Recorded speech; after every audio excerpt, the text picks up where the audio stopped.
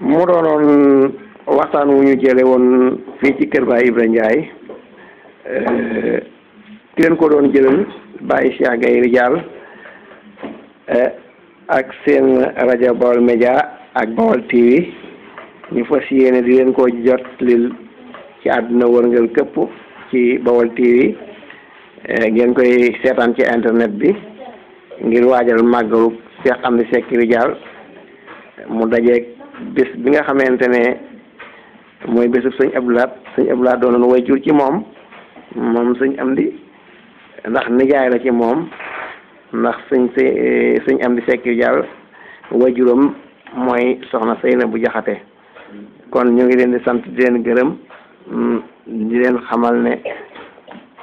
ki leen ko doon jëlal muy ndongo la ñuy wax Baye Cheikh Gaye Ridial mu ngi sàkku ci yéen ñaan ak ndimbal loo xamante ne dina gën a am matuwaay yu gën a complété yi ba koy defee ni ngeen